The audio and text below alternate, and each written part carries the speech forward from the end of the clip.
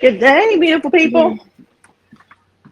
Morning or afternoon, evening for some of us. Right. Okay, so gonna jump on and I'm gonna go straight into it. I don't know how to mute everybody, so Rusty, if you do, then we can do that, and then we're gonna do Q&As at the end. If you guys want to take notes, I am gonna go through this rather fast because it's literally 47 pages of notes from many different secret knowledge, forbidden knowledge, my knowledge, the stuff I was downloaded with, and some ancient script that I got to read from some of the Fall of Atlantis or the post-Atlantis stuff. What do you call those? Ancient artifacts from Atlantis, one of the cities. I think it was the one in Mexico. That described what that particular photo is. So, Rusty, do you know how to mute everybody, or just in case new people pop in and start asking questions that I can't mute? I can mute every, Okay. I'm muted right now. So yeah, take your guys' questions, write everything down, and then when we go to the Q&As, that way we can just get all the information done. There's going to be some repeating because it has a point to it.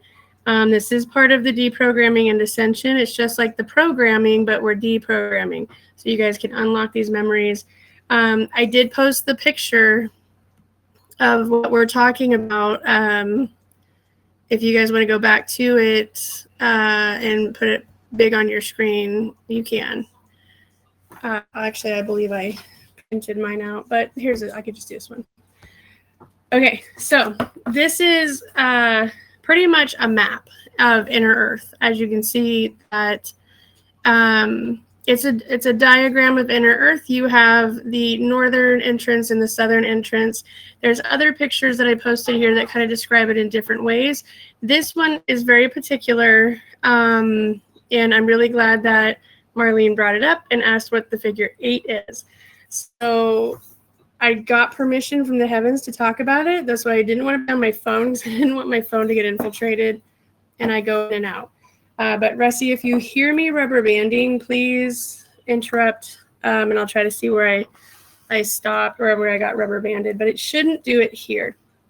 And excuse my scratchy throat. We have a lot of pollen, so I'm being affected by the pollen. And I could be affected by my throat chakras, who knows. So, okay, we're going to go into it. And yes, I am going to read because, again, it took me a lot of time to put this together, put everything together. And I wanted to make sure that I didn't miss anything with all the information that I had. So, okay, without further ado, let's get into it. The image posted appears to be an occult alchemical diagram rather than a normal text written in a single language. Diagrams like these ones show in a hermetic, alchemical, and Rosicrucian manuscripts from the Renaissance and later periods. They're usually rewritten once they find these informations, the older ones. Again, since the fall of Atlantis, these ancient scripts have been changed to describe what happens in Middle Earth. So this one in particular was rewritten in a Greek symbolic glyphs and invented sigils. So not everything is meant to be translated. And this does go back to the symbolism and the secret societies. Sometimes they create their own symbols based off of other ancient symbols, but they like to bring in their own flair. It's kind of a way to hide it, and these are called like secret society sigil keys. So unfortunately, this one is part of one of those hidden keys from an older version. So the language around this one on the edges, most of the writing looks like stylized Greek letters mixed with alchemical symbols.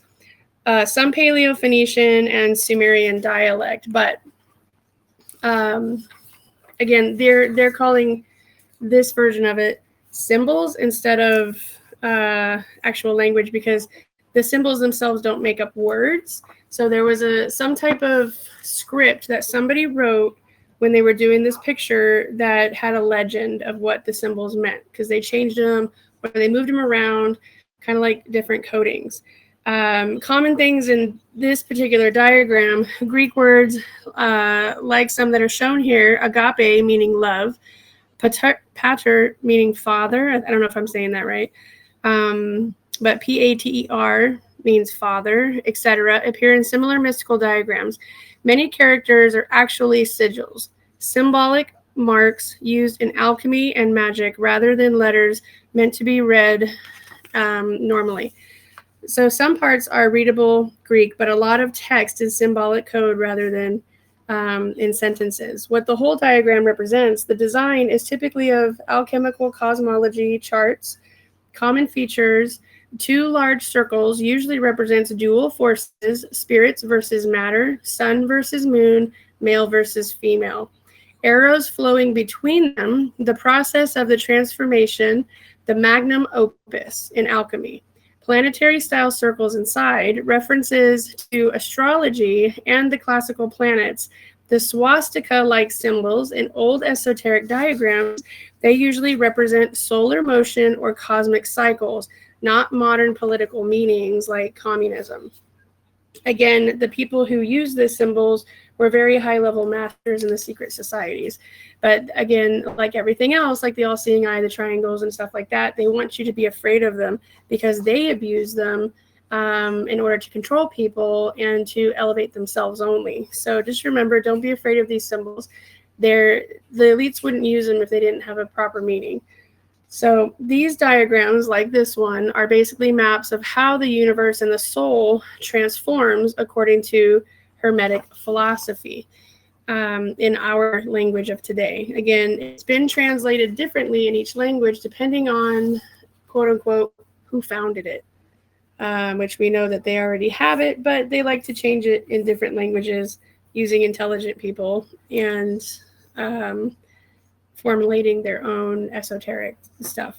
So what the number 8 usually means in these charts, also known as the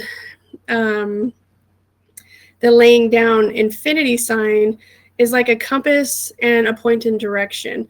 In alchemical esoteric diagrams, 8 often stands for one of these sections. The 8 phases of transformation in alchemy, stages of the magnum opus, the 8 directions of the cosmos, north, northeast, east, southeast, south, southwest, west, northwest, which connects to your star chart of birth. Also, oh gosh, what is it? The zodiac. So it depends on the house that you're in. So as we rotate on one side of the outer atmosphere, inner Earth also rotates.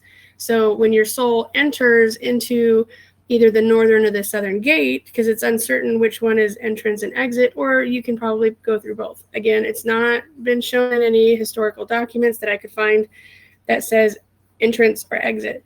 Some of them, like this, will show the entrance and exit. However, this has been rewritten, as you'll find when we get into it, for the reincarnation loop.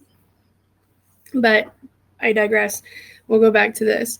The 8 spheres of the heavens used in ancient cosmology. The 8 next to those arrows likely marks the 8th stage or sphere in the transformation of cycles. Stylized Greek characters, alchemical sigils, astrological planetary symbols, invented occult glyphs. These are typical of Hermetic or alchemical diagrams. The historical Phoenician alphabet contains 22. They're not all listed in here, but there are a few. So the Paleo-Phoenician was rewritten by Thoth to hide the reincarnation and truth of the source codes from his, I think, great uncle Set or uncle or whoever. I don't remember the relationship, but they were enemies along with other gods. And since he was the not the gatekeeper, but the scroll keeper at the time, he had to hide the knowledge from Set. So A alphabet stands for Aleph, B stands for Beth, C stands for Jamel, D stands for Daleth, E stands for he or He, Y stands for Wa, WAW. Or actually the symbol, again, he changed it. I can't read this stuff, but I can read ancient Phoenician. So in the ancient Phoenician, the Y symbol actually covered about 4 different letters. Z for Zayin. H is Heth. The circle is Teth. The F for I is Yod. K is Kaf. Kaph. L is Lamed. M is Mem. Y or N is Nun. Nun. X is Samek. O is Ayin. P is Pe or Pe spelling. S is Sade. Tsade. Q is Kof. Qoph. R is Resh. There's another symbol in here that represents S, but I think they're interpreting it under Toth as W, meaning Shin, and T is Ta, T-A-W. The structure looks closer to a diagram from Western esoteric traditions, often influenced by Hermetics, alchemy, sometimes Gnostic cosmology diagrams. These traditions commonly use Greek letters and symbolic sigils to confuse the seeker, meaning people like you and myself who are looking for the truth. So when you find something that may rearrange consciousness or manifest great things or war in the wrong hands, again, a good tool can be used as a weapon. So in occult alchemical meaning, what does this tell us normally? This type of diagram is meant to be symbolic, not a literal instruction sheet. In traditions, connections to alchemy and hermetic medicism diagrams like this are maps of spiritual or cosmic processes. Here's what the main parts generally represent. The 2 main circles, dual forces. The left and right circles usually represent opposing principles of the universe. In alchemy, these pairs commonly include sun versus moon, spirit versus matter, male versus female, sulfur versus mercury. The goal of alchemy is the union of these opposites into harmony. So instead of being a competitive versus, in separating different situations, it's learning how to live in coexistence and harmony. The following arrows transformation process. The arrows moving through the diagram show a circle of transformation. In alchemical philosophy, this is the journey towards the magnus opus, which means the great work, transforming something imperfect into something perfect. So the arrows going on the outside represent where we are. So we're considered imperfect. But again, the duality got flipped, I would say, more or less after Atlantis fell. So where you're seeing the arrows going around on the outside of the circle represents those living on the surface. And then it could mean death, it could mean ascension, it can mean a lot of different things. Going back through the loop was where we got caught in an esoteric web. So with every picture that you guys find on Center Earth like this, and anyone that does have the number 8 loop, usually is symbolic to the path where you chose to come back, but I think Baal was the one that closed that off. And we'll get into those symbols because there's a very important symbol we'll talk about in a few minutes that I know we all know, and it'll kind of explain how we got trapped in the loop. So, hold on, I lost my spot. So transforming base metals into gold, which would be something like the sorcerer's stone, transforming the human soul towards enlightenment, which we refer to as the ascension, the inner circle stage of development. The smaller circular layers usually represent stages or levels. For example, the DNA strands currently in our world today, 9, 10, 11, and 12, 9 and 10 beings represent the lower DNA strands, and 11 and 12 beings represent the higher levels. Oh my gosh. Hold on. Excuse me. I am recording. Stop. Okay, sorry. Unfortunately, I have to do this at my house. So you might hear some kids fighting in the background. Just cheer them on. Let them learn, how to live through the real world. Anyways, moving forward, many alchemical systems describe phases such as Nigredo, which is a breakdown of darkness, healing, and the dark arts. Albedo. Oh, and let me spell these for you guys if you want to look these terms up. So Nigredo is Nigredo. And again, it stands for breakdown, darkness, healing, or the dark arts. Everything's been infiltrated, but everything at once was pure, and it can be again. You just have to change your thinking. Second one is albedo, A-L-B as in Bravo, E, D as in Delta, O as in Ocean. Purification is the symbolism for that. Citrinitis, I don't know if I'm saying that right, but it's spelled C-I, T as in Tom, R-I-N-I-T-A-S as in Sam, and that symbolizes the awakening. Rubedo, R-U-B-E as in Echo, D as in Delta, O as in Oscar, and that means completion. These stages represent inner transformation as much as chemical process. The numbers like 8 that we had asked about earlier when Marlene brought it up, in a occult diagram often represents cosmic structures or stages. The position of the figure 8 tells us what house of the zodiac or cosmic compass our soul is going into. Now, this is not something you guys are going to find anywhere in any of the forbidden knowledge. Doesn't matter what level, if there's Masons in here or any secret society members, you won't find this information here. This information was lost, and it only comes down with certain offspring, which like myself or people like Noah or, the King David. I do believe that King Solomon had this knowledge, but they didn't write it down either. They used it obviously to break into the secret realms and release people like the jinn, which was awful. But the whole part of the compass in these diagrams is that figure 8 moves. So like the earth moves and we have the months, it doesn't matter what calendar you're on, you have a cosmic house.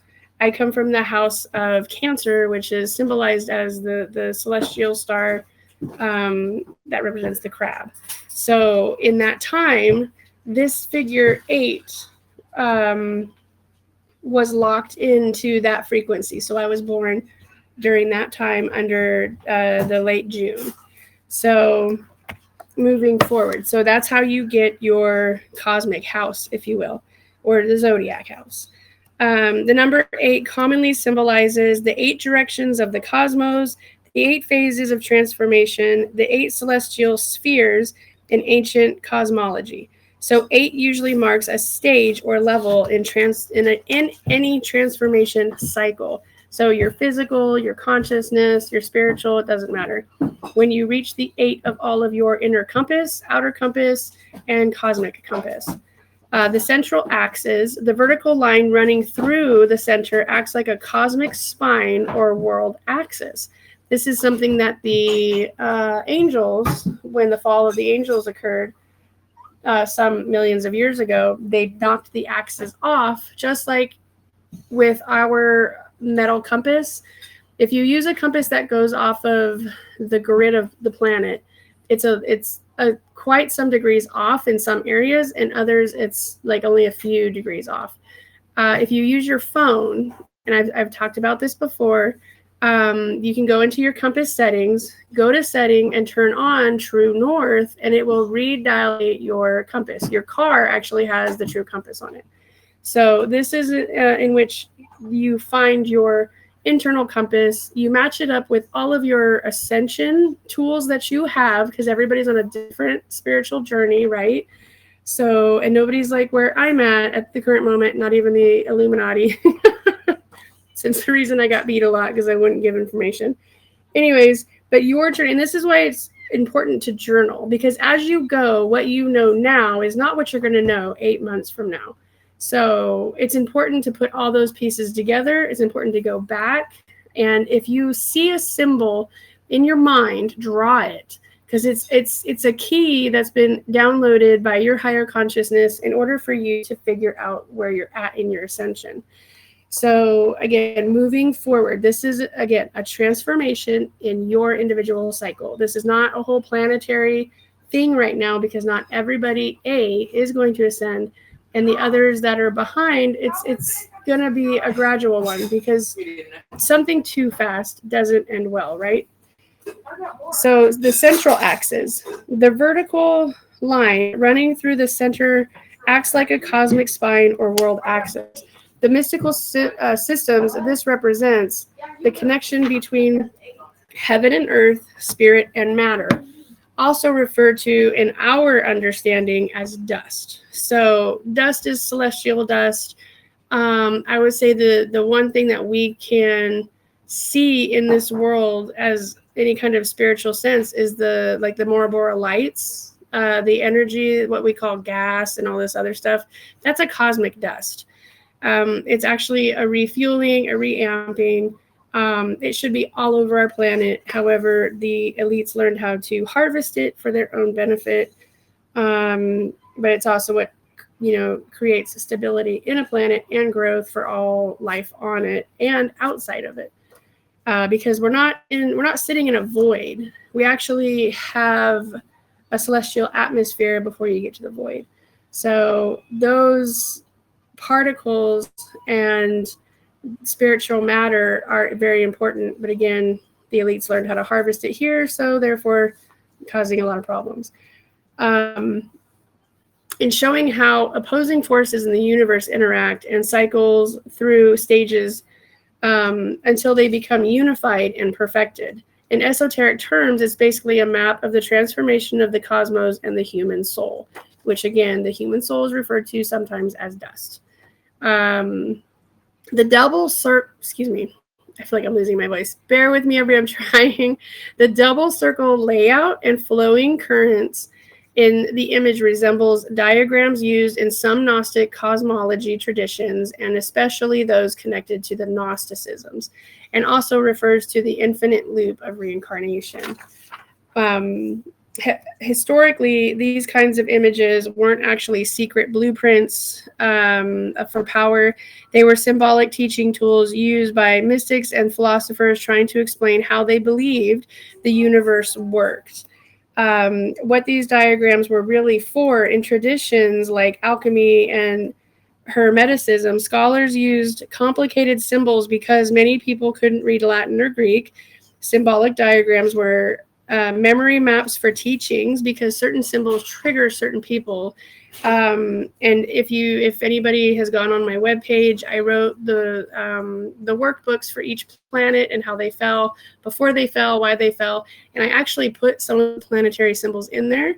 So if any of you belong to any of these other planets, those sigils and those symbols actually will trigger your memory of being on those planets.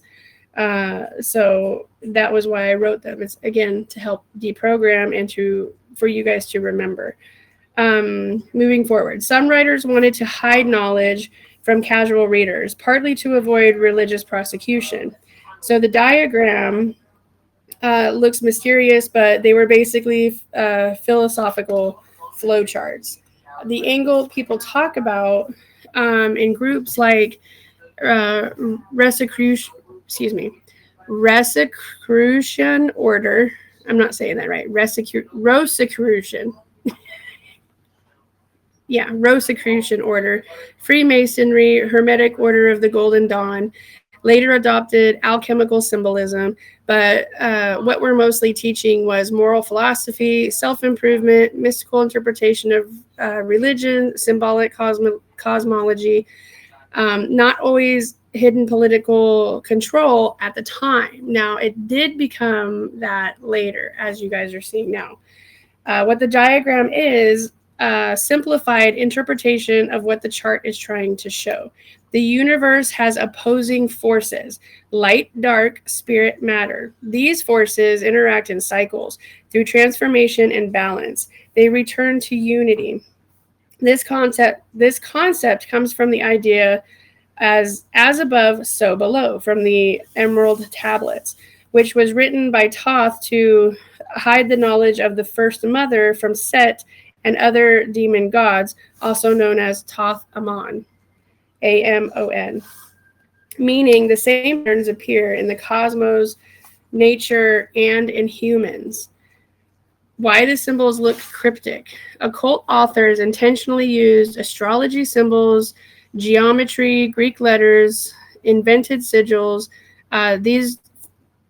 This served two main purposes: to protect the knowledge from being misused or misunderstood, make readers study deeply rather than skim. You must own your individual truth. Again, what you read is not what someone else reads. You need to know at what level your consciousness is, and this is why the diagram 1 through 8 is on here, because your ascension is 1 through 8. Once you've hit 9, you're actually going into more of the higher cosmic realms. The real secret behind most occult diagrams is actually pretty simple. They're trying to describe personal transformation. A modern language, it would mean understanding yourself, balancing emotion and intellect, improving character, seeking wisdom or ascension. In other words, the gold of alchemy was often symbolic for enlightenment. One thing that's interesting about this specific image, though, the two mirror cosmic system and numbered channels look very similar to some Gnostic cosmology diagrams that map the structures of the spiritual universe. Something that's also known as the swastika-like symbol, the rotating cross shapes you see are ancient solar symbols. In many old transitions, they represent movement, cycles, or cosmic energy. Hence the reason they want you to fear them, because they used them. The bad guys actually used this symbol to create their own, I would say, how would we word that? Their own cycle, I guess. So they use the symbol in order to cycle people out, kind of like the resets, and choose what cosmic energy was here to balance them out instead of balancing the world out. So these symbols appeared way before the 20th century in places like ancient Greece, ancient India, ancient Rome. In mystical diagrams, they usually symbolize the rotation of the heavens, the movement of life force, the cycle of creation and destruction. So in this diagram, they likely marked points where energy cycles or changes occurred in directions, like a spiritual station, whether for the spiritual or the physical transition. So these, as we've talked about before, or we've heard other speakers talk about, the ley lines, where they have certain stones or where they have certain temples. You know, that's why they go to these places and do their sacrifices and stuff like that. This is kind of what this is. They're looking for those heavenly symbols, which we now know today as a swastika, because it's not its real name. I have not found the ancient term for it yet. So again, it's just a turning point. It's the cross of rotating and ascension points. The two worlds in the diagram. So if you look at that, there are two worlds that are shifted into the diagram, usually hidden in words. The big circle split into two mirrored halves represents a very common mystical idea: dual universes or dual principles, which creates our dual reality. Examples used in esoteric philosophy: spirit is equal and equivalent to matter. Heaven is equal and equivalent to earth. Light is equal and equivalent to darkness. Consciousness is equal and equivalent to the physical reality. In Gnosticism, diagrams often show the material world and the spiritual world interacting through layers of gateways. As I've spoke on before, we are in a multi-dimensional world. The arrows flowing between the two halves suggest movement of influence between realms, which means the gates, portals, the north and south entrance of the planet, blah, blah, blah. The numbered channels, the lines numbered 1 through 8, and other resembled paths are emanations. In many mystical systems, these represent stage of creation, levels of consciousness, spheres of the cosmos. Ancient cosmology often described multiple heavenly spheres surrounding Earth. For example, Greek and medieval cosmology counted spheres for the moon, Mercury, Venus, the sun, Mars, Jupiter, Saturn, fixed stars. So the number 8 corresponds to the outer celestial sphere, which we'll go into what each of these planets mean in a little bit later. The central axis. The vertical trunk in the middle is basically the world axis. Many traditions describe this as the cosmic pillar, the tree of life, the path connecting heaven and earth. In symbolic philosophy, it represents the path a soul takes moving between levels of reality. Why the text looks strange. The writing on the sides look like Greek mixed with sigils, which could be ancient languages, but they were, because they couldn't read them, they just used them as symbolic interpretations, created their own secret, maps and stuff like, or not maps, but legends for these maps, but they never kept the two together. Somebody would always get the legend and another person would get the map. And that's how they kept a lot of things secret. And this is also how so many of these have been written and changed and formulated. So many occult writers did this intentionally because they borrowed philosophical language from the ancient Greeks. They encoded ideas using symbolic alphabets. They wanted the diagrams to function like visual puzzles. So even historically, readers had to decode them with accompanying text, and also to control who learned what, and the restrictions of free thinking, quote unquote, our history, meaning what they wanted you to know about the past and not what you were supposed to know. What the diagram is ultimately saying, if you strip away the symbolism, the core message of the diagram, excuse me, like this one, usually the universe has structured layers, opposing forces interact through cycles, through transformation, harmony or unity can be achieved. This theme runs through many mystical traditions connected to Hermeticism. One intriguing thing about the image, the two swirling inner systems connected by a central axis looks surprisingly similar to the diagrams used in certain 19th century occult revival groups who tried to reconstruct ancient cosmology. Cosmology secrets within the secrets within the secrets. So again, like I said, there's layers within the layers, and there's programs within the programs. It's kind of the same thing. Many researchers think these diagrams were reinterpretations of much older Gnostic charts, which we know now to be true due to information coming out in today about our past resets. This particular diagram, excuse me, however, yep, they're going to choke me. Give me a second. Okay, this particular diagram, however, clearly describes reincarnation or the creation of new souls. How souls move through levels of existence in certain mystical traditions like classic alchemy or ancient alchemy. In alchemy, the focus is mainly on transformation and multiple lifetimes. The great work, quote unquote, the magnum opus, which I mentioned earlier, symbolically describes purifying the self, transforming ignorance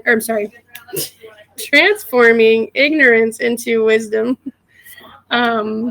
achieving spiritual unity. So much alchemical charts are about interchange in a single lifetime and not reincarnation, which was something that why everybody was trying to find the holy grail of life to live longer or how to come back.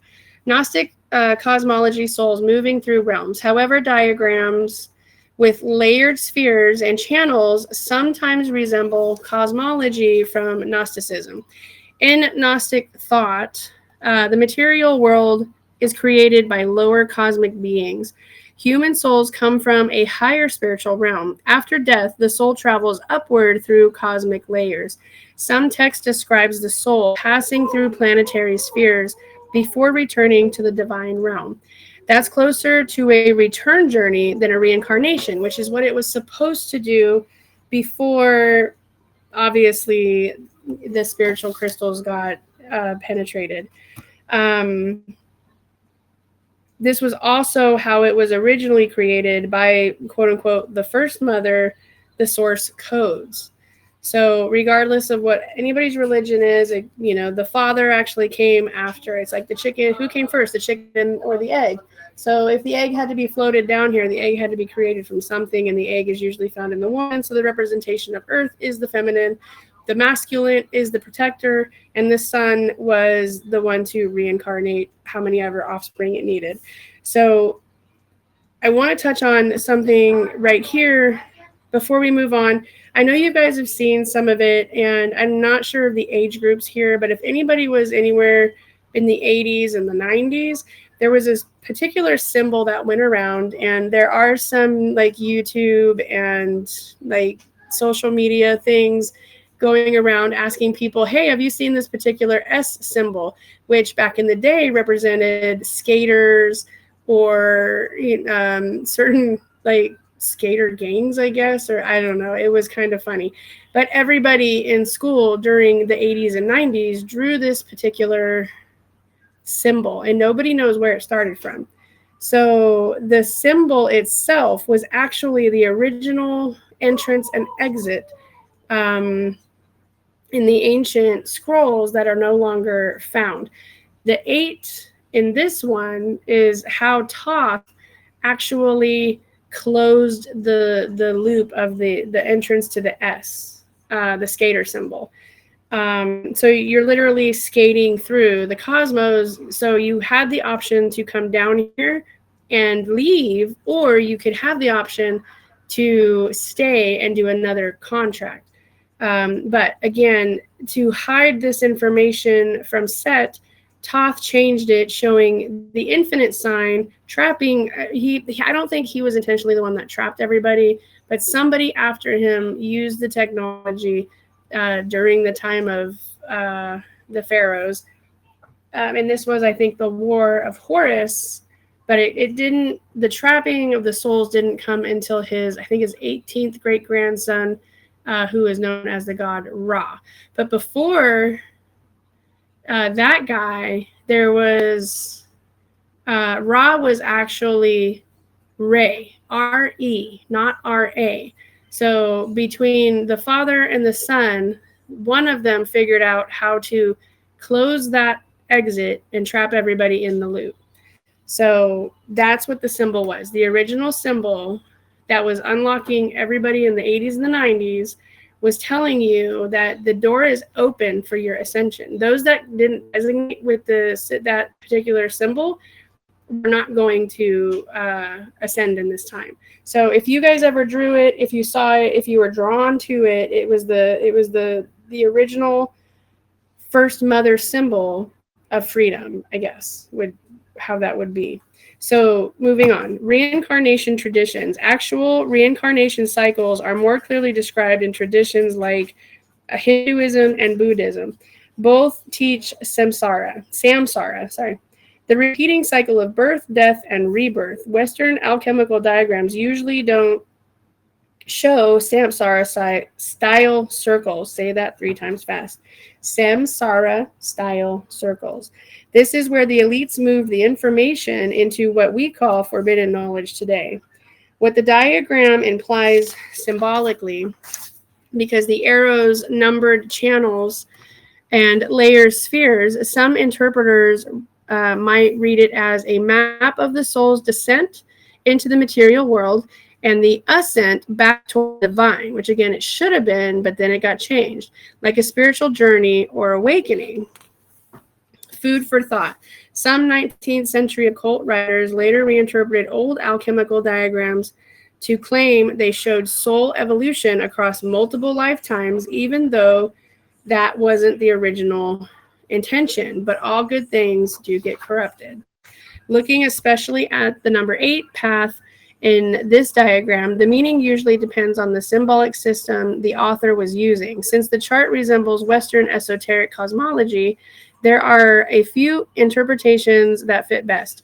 The eighth sphere in ancient cosmology, in many Greek-influenced mystical systems, the cosmos was described as layers of celestial spheres surrounding the Earth. Typical order, again, was the Moon, Mercury, Venus, Sun, Mars, Jupiter's usually by itself, Saturn, and the fixed stars of the outer heavens. The eighth sphere was considered the realm beyond. The planetary influence in some mystical interpretations, it's where the soul escapes the cycle of the lower heavens and approaches the divine source. This idea appears in traditions connected to Gnosticism and Hermeticism. The Ogdoad, realm of the higher spirit, also known as Omni. The number 8 had special meaning in several mystical philosophies, which is where the source codes were changed. In certain Hermetic writings, the 8th level is called the Ogdoad, the spiritual realm above the normal cosmos, also known as above majestic, or like I said a minute ago, Omni. In Corpus Hermeticum, reaching the 8th level represents leaving the material world behind, entering a state of divine awareness, uniting with higher intelligence. So the 8th path can symbolize the stage where the soul descends ordinary reality. Transformation stage in alchemy. In symbolic alchemy, numbers sometimes represent stages of inner development in the magnum opus. An eighth stage can represent the completion of a cycle, rebirth into a new state, harmony between spirit and matter, which is also known as dust. In modern language, it would mean spiritual integration, enlightenment, or ascension. Why the path is marked with arrows along the route usually show movement or flow. In esoteric diagrams, this can represent the soul ascending through levels of existence, the flow of cosmic energy, or the process of transformation. Putting it all together, the 8th path most likely represents the final or higher level in the system of Earth, in Earth, not outer Earth, because you still have levels 9 and 10. So where transformation is complete and the soul or consciousness reconnects with the higher spiritual reality. One interesting detail in this particular diagram, the swirling currents and mirror circles around that path suggest the designer was illustrating the interactions between the material world and the higher spiritual sphere. That's why the 8th position often sits near the boundary between the two halves. Directions of the spirals. Now we're going to go into the clockwise versus counterclockwise current. In many Western esoteric diagrams, the direction of the spirals represents two opposite flows of force. Clockwise, often called dextral motion, expansion, creation, manifestation into matter. Counterclockwise, which is also known as sinistral motion, is a return, dissolution, movement back towards spirit. These ideas appear in the traditions tied to Hermeticism and alchemy. So when you see opposing spiral directions, it usually means the universe is constantly cycling between creation and return. And we happen to be on the return side at the moment in the cosmos, which also brings in purification, returning towards divine origin, or again, ascension. This idea shows up in Gnosticism, where the soul descends through cosmic layers and later tries to ascend back through them. The mirror spirals in this diagram look very much like two cosmic flows. Why the two halves mirror each other? The diagram shows two complementary systems.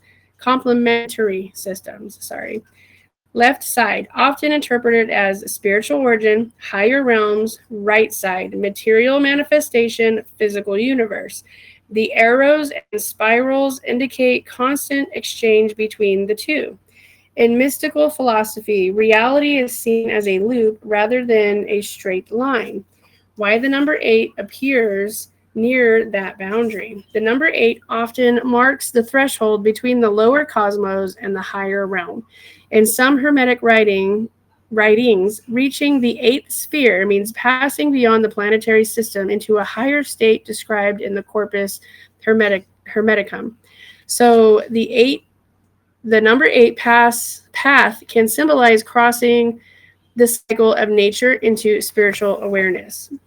What most people miss about these types of diagrams is the whole diagram is essentially a map of cycles, energy flowing down into matter, experience happening in the material world, consciousness evolving, returning upward. In other words, it's trying to visualize the idea that the universe is a continuous transformation process.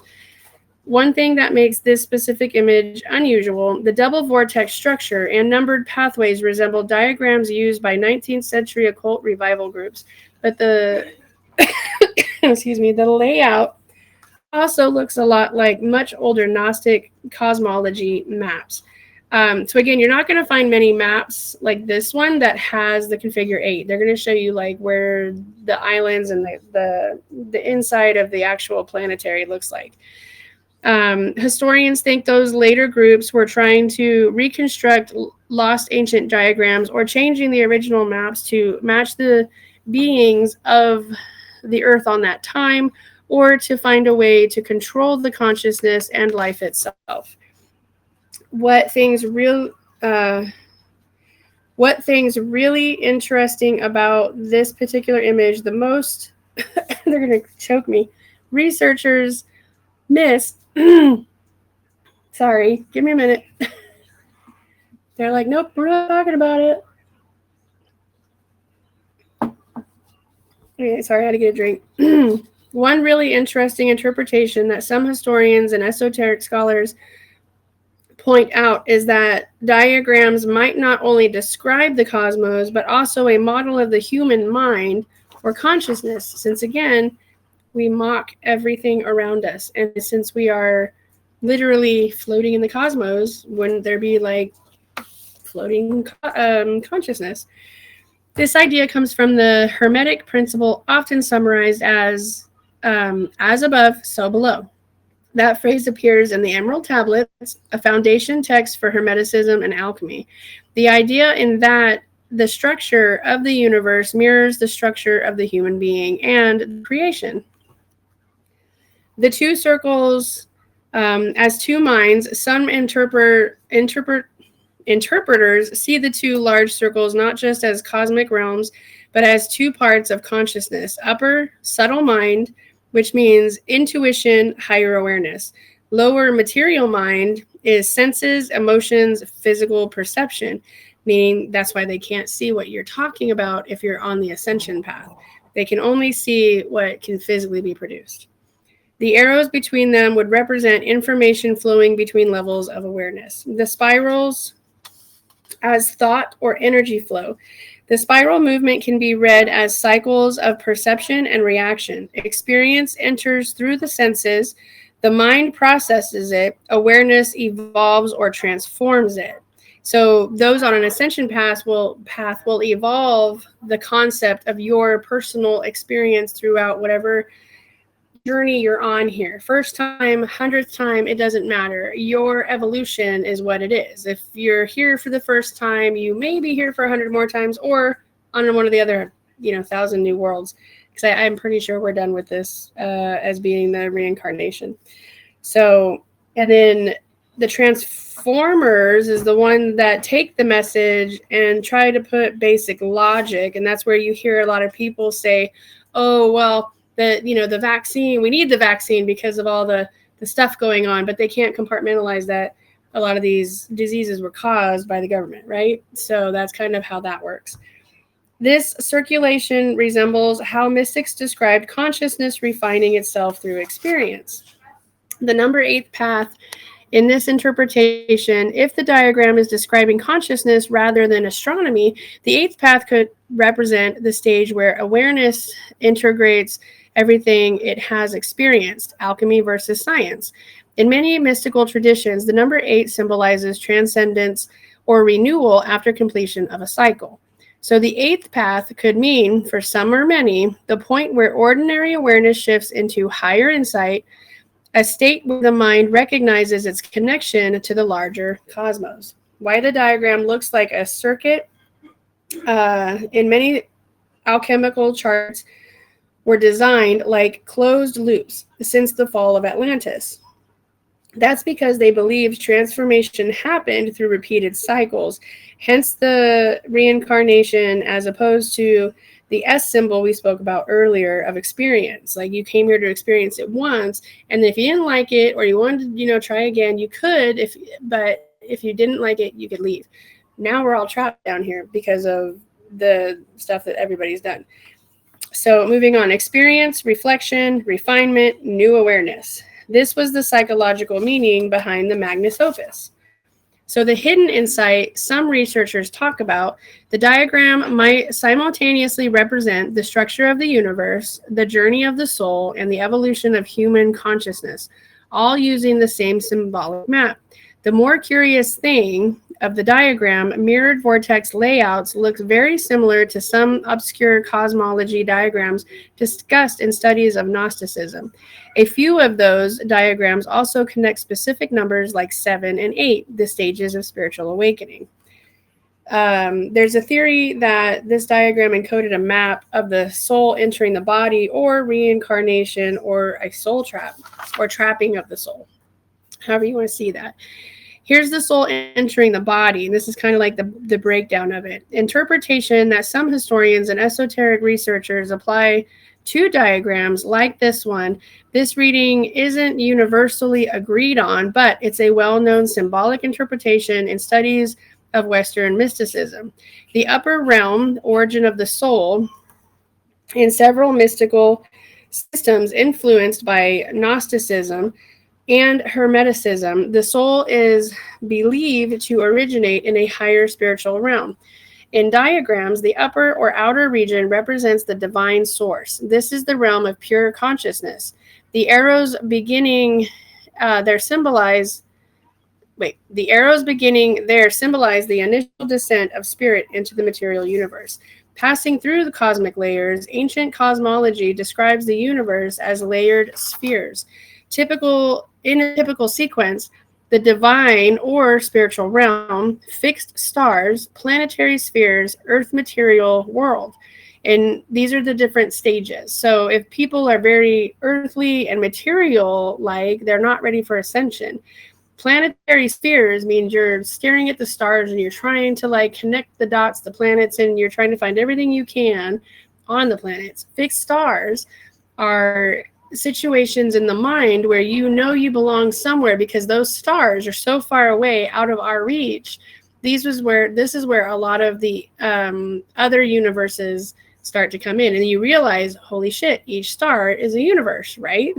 So, and then the divine spiritual realm is, some people just want to stay in the spiritual realm of things, but they still love the earth and possibly material possessions that the earth provides, not really what other humans provide.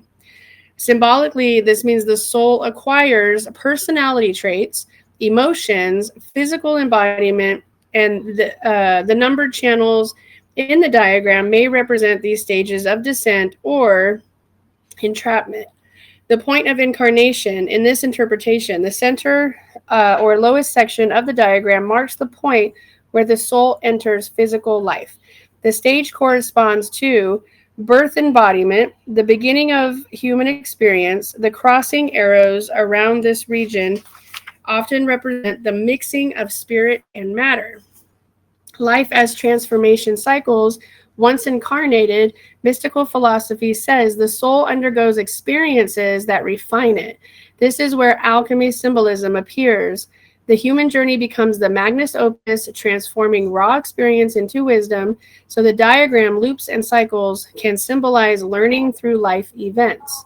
The ascent after death. After physical life ends, many mystical traditions describe the soul ascending back through the same cosmic layer, which in more ancient texts describes a soul as having to wait 1,000 years, Earth years, to be able to return. Instead of collecting traits, the soul releases them. The arrows moving upward and in diagrams like this one represent purification, release from material attachments, return to the higher realm, which is why a lot of us feel tired, toxic, confused, and wanting to leave because we have been stuck on a repeat without purification. The meaning of the eighth path on this model in the chart is describing the soul's journey. The eighth path is often interpreted as the threshold beyond the ordinary cosmic system. In Hermetic writing, reaching the eighth level means entering a higher spiritual state, sometimes again called the Ogdoad. So in some reading, paths 1 through 7 is the experience with the cosmic order. Path 8 is the transcendence beyond it. The full symbolic story becomes soul orientate, or I'm sorry, my daughter was standing in front of me for a minute, so I lost track. The soul originates in a divine realm. It descends through the cosmic layers. It incarnates into the material world. Life experiences transform the soul. After death, the soul ascends again, being the trap instead of the release. The eighth stage represents liberation or higher awareness. Another fascinating detail about this diagram, the mirrored spiral currents suggest the artist wanted to show both directions happening at once. The descent of souls into the world and the ascent of consciousness back towards the source. Excuse me. Again, suggested that ascension is possible but not easy to achieve because throughout time, the keepers have changed its meaning from the original path and to no true known fault of anyone. It became a secret path and more symbols to change meanings to avoid abuse of the knowledge or just control of it. So some people did it to hide it, others did it to control everybody. Those are pretty sophisticated ideas in the symbols. Sometimes very unusual about this image that researchers sometimes overlook, there's a possibility the entire diagram is actually a coded astronomical model. And numbers include 8 might correspond to specific celestial bodies rather than spiritual stages, which can describe why some of us are waking up and others are unable to. This is where the diagram transforms from a purely spiritual map into a hybrid model combining cosmology, astronomy, and esoteric symbolism.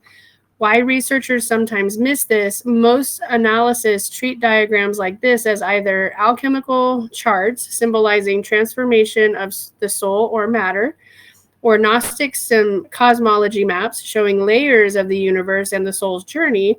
But a careful look at the numbers, arrows, spirals, and planetary glyphs reveals a potential astronomical encoding. This is subtle because the symbols are heavily stylized.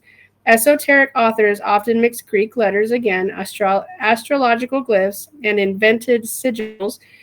They encoded astronomy within spiritual allegory, essentially double meaning diagrams, what's seen and what's hidden. The numbers as planetary spheres, the diagram shows paths labeled 1 through 8 and possibly more. In ancient and Renaissance cosmology, the classical 7 planets plus the fixed stars were often numbered in order of approximately to Earth. Now here's the number in order with the notes. So number 1 is the moon, closest to Earth, associated with emotions and change. Number 2 was Mercury, intellect, communication. Number 3 is Venus, love and harmony. Number 4 is the sun, vitality, central life force. 5, Mars, action, energy, conflict. Number 6 is Jupiter, meaning expansion, growth, and authority. Number 7 is Saturn, limitation, structure, and time. Number 8, fixed stars and Ogdoad, beyond planetary influence, a spiritual outer sphere. Notice how the eighth path aligns perfectly with the outermost sphere of classical astronomy, suggesting that the diagram is mapping a geocentric cosmos.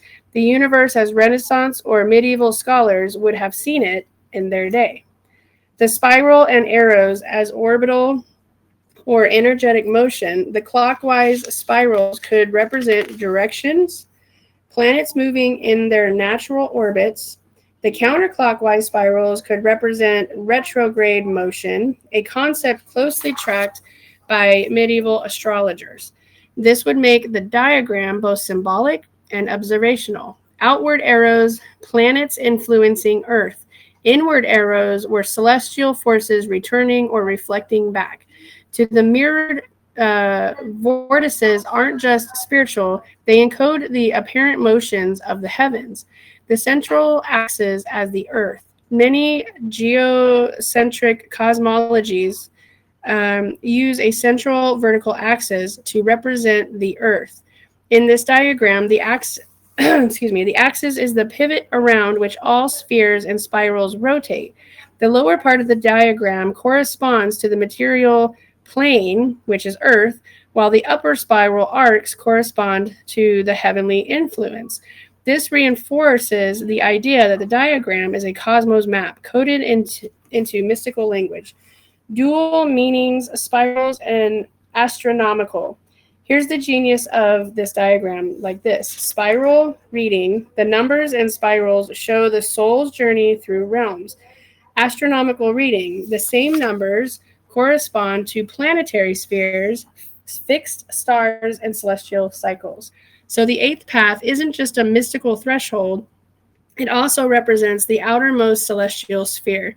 In geocentric astronomy, the fixed stars, the boundary between the observable universe and the prime mover or divine influence. This is why the esoterics are afraid of people known with prime energy, because we move things either forward, backwards, or into non-existence. So the implication of this dual encoding, this kind of diagram allowed occultists to teach astronomy secretly under the guise of spiritual instruction, represent cosmic forces affecting human life, astrological influence, combine personal transformation with the mechanics of the heavens, showing that human growth mirrors cosmic order. Essentially, it's a medieval Renaissance cosmic algorithm using mystical symbolism as the code language. So the takeaway is the eighth path, fixed stars, outer cosmic sphere.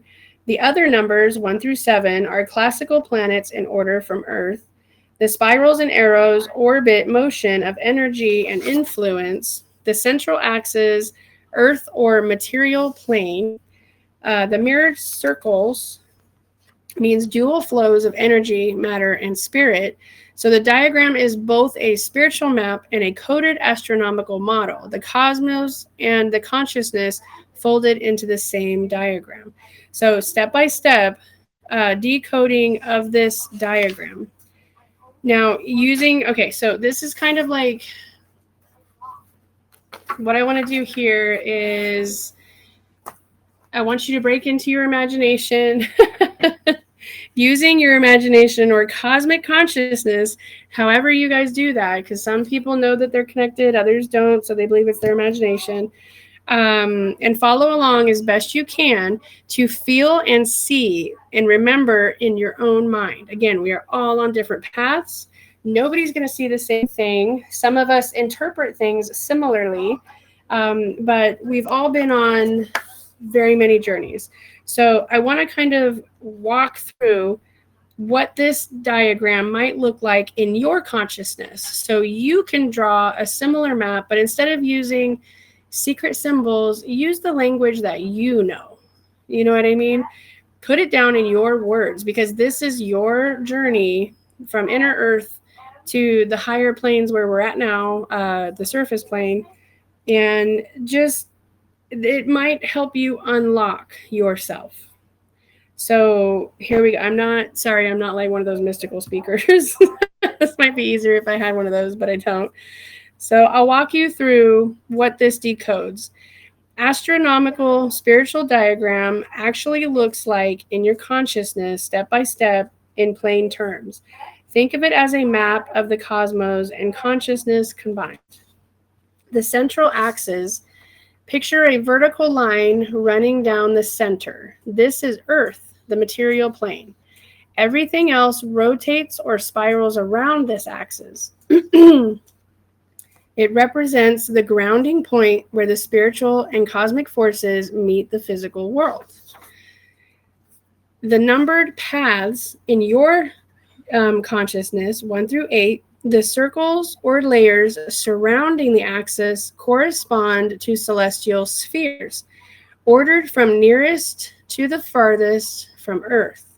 So again, however that looks in what you represent as your universe. The moon is emotions, changeable influence. Your Mercury is intellect and communication. Your Venus is harmony and attraction. Your Sun is vitality and life energy. Mars is your action, your drive, and your conflict. Jupiter is your growth, your expansion, and your authority. Saturn is your structure, your time, and your limitations. Fixed stars and your Ogdoad. Outer cosmic boundaries, divine or spiritual threshold. The key insight, the 8th path, is both astronomical, the outermost sphere, and spiritual gateway to higher consciousness. In part of your spirals and your arrows, you want to do the clockwise spirals, which represents your movement outward, manifestation of energy, planets moving in their orbits, because you pull energy from all the planets here. Whether you belong here or not, that is a thing. So your counterclockwise will spiral inward, retrograde, or return flow, like spiritual ascent. Arrows show flow of influence between spheres and between the spiritual and material planes. Your two mirrored circles. Your left circle is your spiritual upper realm. Your right circle is your material lower realm. The mirrored vortices illustrates dual flow, descent of cosmic spiritual energy into matter, ascent of consciousness or the soul back towards the divine. The mirror allows you to live in both. So use the mirror, not the physical mirror. I mean, you can use the physical mirror, but if you're closing your eyes in a meditative position, the mirror helps you walk through both, if that makes sense. So putting it all together, imagine it as a spiraling layered map of your spiritual ascension, your path as to how many times you were here, because you can calculate this on your own. It's not easy. You don't have to guess, but you can do muscle tests in order to draw out your own spiritual map. The Earth is at the center, 7 planetary layers spinning around it. The 8th layer is the boundary of the cosmos. Spirals and arrows show your energy and your consciousness moving through each layer. Mirrored halves show dual motion, which means descent in life, ascent back to the spiritual realm. Essentially, the diagram combines astronomy, astrology, your spiritual philosophy into a single visual algorithm of the universe. The one consciousness, or the return to source. And then that's it. So I'm going to breathe for a second, but Rusty, if you want to go ahead and take some questions. What's F Yeah. I Well, N bring the questions up D. for that. Fine. And then the second one, let me go look. Oh. E is he the one with the line and the 2 lines? Does 2 anybody lines? have any questions specifically on that diagram? After Hi guys. Hi Mary. Before Hi. It was actually me that asked about this. This is being recorded. It's going to go public. Please stop. Ask your brother. I do. You don't listen. Yeah. Okay, hold on. I've got to mute everybody real quick so I can go beat up my kids for not being nice to each other. Give me just a minute while you all collaborate. Hey, Mom. Do I take my boot off when I use the restroom? Yes. Yeah. Well, see, it was actually me. It was actually me that brought up this question. I'm not done. I was just done reading. Let me finish. Okay, go ahead. Yeah, you wrote the figures of 8 with the circles Yeah, in the middle. yeah, What does that so- really represent? It's all right. I think you said it was Marlene, but Marlene was gracious enough to say in the chat. It was me that actually asked about this diagram. Oh, okay. Well, I apologize. That's okay. That's okay. Yeah, I have Deborah. Deborah Yeah. asked that question. Deborah, okay.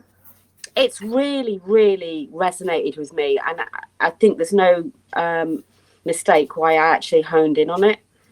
I understand everything that you've said. I have a million questions. But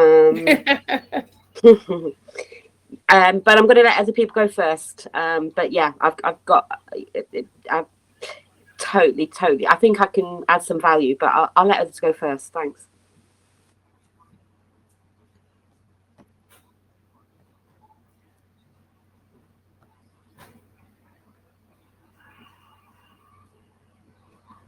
Hello? Can you guys hear me? Yep, we can hear you. Maybe a little louder if you can. Okay. Hi, Adonna. This is really fascinating. I loved it. I'm so grateful that you posted it on the TSP Telegram and that I discovered this today. My understanding, I came about, I found it like 15 minutes in. So you were just, the whole time you were using the one diagram that has the sideways figure of 8 in the center, correct? Or did you show other Yes. diagrams? No, it was just the one.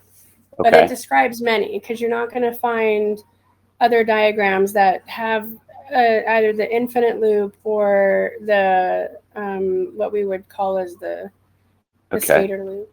I have a couple of like tangential questions. In the center, you didn't discuss this symbol. I don't think you did anyway. I might have missed it. In the very center point of the 8, on the top and the bottom, you have, I don't know how you say, but it's like the cote de fleur or the fleur de cote. That it looks like the symbol that's used for the New England. I mean, for the Saints, for the New Orleans Saints. They also use it in the Boy Scouts. Am I interpreting that correctly? That symbol? Yes, Is that what that was? It's used very much everywhere. What The Native can Americans use it a lot as well. Can you describe the significance of that symbol? Like Yeah. the So, light and the dark part?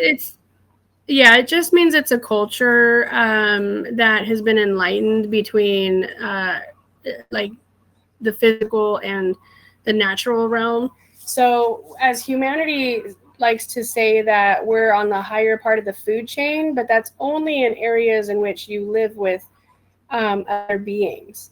Because wild animals don't normally try to walk into cities, right? Because they'll be killed or captured, tested, and whatever, because they know.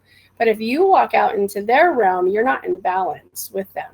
You'd have no balance. You're considered to the forest or the Amazons, any kind of natural setting to be a trespasser. So in the 10 cosmic laws, you can't trespass. So when I for example, when I go camping or hiking with my kids, we can drive to a certain place and we can get out of the vehicle, but you're literally at the bottom of the food chain because you have no idea what animal just like decided you were trespassing on their house, right? Gotcha. So they're going to watch you, they're going to mock you. Now, in order to stay in peace with that, you can put your hand on one of the trees. Trees are healers, they're listeners, they hold thousands of years of secrets, and they've seen more than most. So if you ask permission to be there and that you're there in peace and you're not going to harm anything and do anything crazy, then the animals actually will protect you from anything else. So if that makes sense. So the reason the Boy Scouts, I've seen it on Girl Scout totems as well, is because they're teaching you how to come into peace. So people like the Native Americans, their whole culture thinks it's in peace with nature. It was for sure. But they learned it through, well, who was it? The clans, because the clans were here 100,000 years before the Indians got here. I think they've only been here maybe 1,000 years. Interesting. So that's what the clan mothers really are, predate the Indians. Yes. Yeah, Wow, I that's didn't why know that. they're important, but the chiefs like to keep them in check. And that's more the patriarchal infiltration of the Native Americans. That's their version of Correct, but it patriarchy. was also an infiltration of the Indians over the clans. So the original treaty of America, not our treaty of the United States, was a treaty between the Indians and the clans. That's why they won't show Interesting. you the original Constitution. So are the clans the mound builders and those in that group, or the clans even predate the mound builders? They've In America. 100,000 years. So yeah, it was probably an evolutionary building. Okay. Because I'm pretty sure I live right next to 3 mounds, but it looks like a mountain. Yeah. However, water literally goes inside of it and then under us. So that's not a cave. In your esoteric teachings and knowledge, are you using the base 10 tree of life or the base 12 tree of life? Oh, I'm using, what do they call it? The source code of Tree of Life. Is it like a 12 disc tree of life or is it a 10 disc tree of life? No, it's a cosmic Tree of Life. So Okay. it's the source codes from the original mother, I guess you would call it, the first Okay, mother. so this is different than the stuff that Ashiana Dean downloaded. Yes, it's much higher than the Shauna Dean. I was Wow. actually okay. So remember the movie, and I've talked about this in a few of my other ones. Remember the movie? Oh gosh, what was it, Rusty? Hitchhiker's Guide to the Galaxy. I never saw it, and I started to read the book a long time ago, but I never finished it. Okay, But so remember, maybe in the book, I don't know how far you got, but in the movie and the book, it describes that these people built the ultimate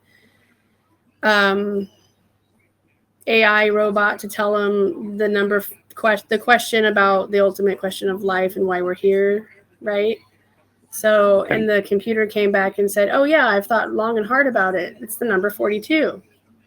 So, I didn't get it when I was younger. I was like 42, right? I mean that's your level of consciousness is when you get to 42, because really we're talking about 1 through 8 right now.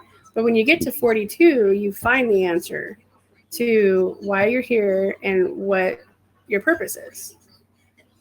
So if we go again, there's lots of trees. That's why trees are all different sizes. We have the small trees, we have the giant trees, we have, the tall cypress trees, whatever. They represent the level of all different trees, which represent the levels of your consciousness. So the one that I have is the one that's referred to in that movie. It's literally the codes from the very first breath of life, the original source codes. And as far as I know, myself and a few other people have this source coding because we've mastered, I guess, part of the ascension or most of the ascension. To be able to have this influence. But it is achievable for everybody. It's because we're not there anymore. It's not a secret. It can't be a secret. Everybody has to have it. And if those who can't ascend, they were never meant to ascend. So those are the ones that are passing away now. And it's a very hard struggle to see. So I have the 99 strand of the Tree of Life, I guess you could say. Okay, yeah. Interesting you're bringing this up because I couldn't sleep last night, so I went out and was I communicated with the trees too, and I was, I had my hands on them, and it was incredible the energy last night that this one tree. I work with a bunch of them. This one tree has, but I've also noticed, and it kind of relates to what you just I didn't understand it, for lack of a better way, and not sound cliche. There's non-player character trees out there too. You put your hands on them, and there's nobody home. It's really incredible. Most of the time you'll find some type of a spirit or energy in there, and I also found that they sleep. sometimes you'll go to them and like you can feel it. It's like they don't want you touching them. Like, hey, I'm sleeping. Don't bother me right now. So it's really Right. amazing what you can get off of the trees. I don't know if you all have experienced that. And you're coughing. I do want to let you know, the spiritual group that I'm part of, both my teacher right now, her fifth chakra is getting attacked, and one of our major dreamer, she just posted this morning on Telegram that she woke up getting suffocated and choking this morning as well, and now you're coughing too. So I mean, they're really trying to shut down the dark, trying to shut down the fifth chakra for sure. I've Yeah. also noticed. Well, yeah. So, and then I just wanted to kind of put that out there to the community. I've noticed, like, I'm basically working on the eighth level into the ninth. At least that's what my guides are telling me. And I noticed when I went between the seventh and then the eighth, when I hit the eighth, man, the attacks are just brutal. It's like, hey, we don't want you going any further. I don't know if that's like a hazing process that I've been going through or what's been happening. I mean, I'm dealing with it fine, but it seems like, man, they don't want you going past the eighth or even getting to the eighth. Did you experience that as you were going through the levels? Well, yeah, I live in the family, so yeah, I was pretty much beaten because I knew more than was allowed to say. If they Okay. couldn't use it, then it was, like I said, I was tortured. And I wouldn't, if the heavens said no, they said no. So it's not, they would stop me from talking. I think there was a whole year I actually was mute in my childhood because it was between the age of, I believe, 4 and 5 that Wow. I couldn't talk because Wow. that's the prime time for a child to talk. So yeah, I was mute I guess during that time. when you started to speak, you were speaking in full sentences when you started talking, correct? Like you didn't do that. About things nobody knew. The You first went thing right I would from say not is, "Oh, I'm speaking here to to fight God's war." Okay, well, yeah, I didn't grow up, not that I'm aware, I didn't grow up in the families, but I certainly grew up with a lot of complex trauma from pretty abusive dad who was Air Force, blah, blah, blah, so you can just put the pieces together there. It wasn't the same as what you did, but I didn't start speaking until my sister, who was like 18 months younger than me, she started speaking. I remember it was like 4 or 5, and it's like, dude, your little sister's speaking. You got to start talking. And I'm dyslexic too. And it's like, at that point in time, I think it was about 4 or 5 years old when I started speaking. It was like I went from not speaking at all to full sentences. And that's what my mom and my neighbor told me. So yeah, there's definitely something to that. So I'm not sure. I'm being in the families, which I'm sorry that you had to go through that. Obviously made you really strong and you learned a lot. But I think that principle may extend outside of that to some of the others of us who, I guess by default, you could say we were in a family, but or maybe unknown that being in a family, but it's not brought up with that same exact deal. But the torture and the abuse and yeah, lots of that. It's kind of part of the hazing too. Well, thank you so much. I'm grateful that I found you. I mean, I've heard you speak on Typical Skeptic, and I've listened to a lot of some of your old podcasts. I didn't put this together until I heard your voice. Oh, I know this lady. This is really cool. But I love what you did and the diagrams. I mean, I'm very visual, so that was very helpful.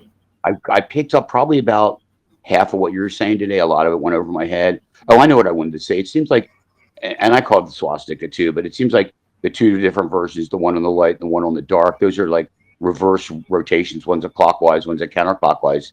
To me, those represent, if you look at the Hierophant or the Star of David or whatever you want to call it, the Merkaba spin. One's the magnetic spin, one's the electric spin. And you're like, one of them, you're looking at the Merkaba from the top, and one of them, you're looking at the Merkaba from the bottom. And then when you see the Star of David, that's just the Merkaba from the side. That's how I view those symbols. I don't know if that's a correct interpretation or not. That was another thing too. When I was a kid, I used to draw swastikas all the time until my parents told me not to do it. I don't know how I knew to do that or where I saw that from, but I was fascinated with that symbol. And then like I got creeped out about it when you start learning about the Nazis. But I was always drawing that symbol for some, like you were saying, like if you get a symbol, draw it out. It was fascinating. When I used to do fireworks, I would set my bottle rockets up in a pattern so they would spin around one way or the other. So it's just a really universal that maybe it's encoded in our DNA. I don't know where it comes from, but I definitely had a lot of experience with it. It depends on how many times you have been here. So it's not just the DNA, but it's the journey. Again, when you leave, if you're able to ascend out, which is again the skater symbol. That's the only way I know that symbol. I don't know what they call it. Was that the It was Was that the S going down the Uh-huh. center of the diagram? Like through those, like the what looks like Antarctica hole and the Arctic hole at the top? Was that where the S was? Because I was looking for it and I was having a little bit of difficult time. I have it visualized in the 80s what you were saying. I kind of remember it. It's like a straightened out S a little bit is the way I remember it, but I didn't know where that was in the diagram. Yeah, it's not in the diagram. Like I said, the esoterics don't have that information. Okay. And I don't think they even knew why. Let me see if I can find it. I just got it That people were downloaded, drawing it. right? Let's see. Skater But symbol. you know what? I think the money symbol with the two lines going through it, it's like kind of putting the S in jail and entrapping you where you don't get out of the skate because you get trapped by the Babylonian money magic.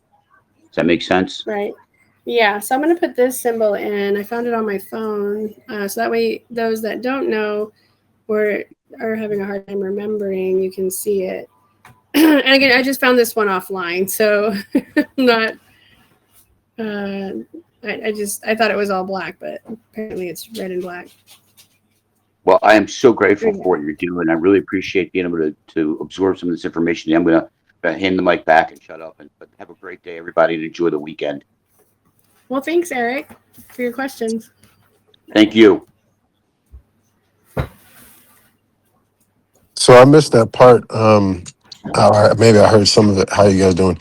I too, to piggyback on that, I was drawing those symbols too in class. I was drawing the swastika, and I was drawing that S symbol.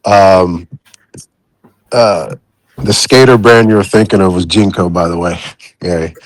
To date myself, anybody guys was into like Blink 182 and Sum 41, you were drawing those S's too, and I didn't know why I was drawing both those signs. Now my other question: who are the clans? Can you go into that? Any connection with Tartaria? And then what's And up? Tartaria was an era. So it's just a time of a civilization, just like the Atlantis Oh yeah. the era of the Phoenicians and the Sumerians. Those are all eras. Okay. But the clans were the ones that came across the ice bridge All right, 100,000 years ago. I don't know the exact years, but it was about 100,000 years ago. And they weren't all from India and China like they're trying to describe. It was just a plethora. It was another reset. So if it was about 100,000 years ago, actually I could look into that. I wonder if I could have it. The reason they went through the ice bridge was because their lands were under war, just like every migration. It usually is because of some kind of war or famine brought on by something. So, but yeah, it was everybody that came through the ice bridge, all different races. It wasn't just from what would be known as the black and tan or, it was all races because the normal color to the planet is black or tan. Those are the normal colors of the beings mostly.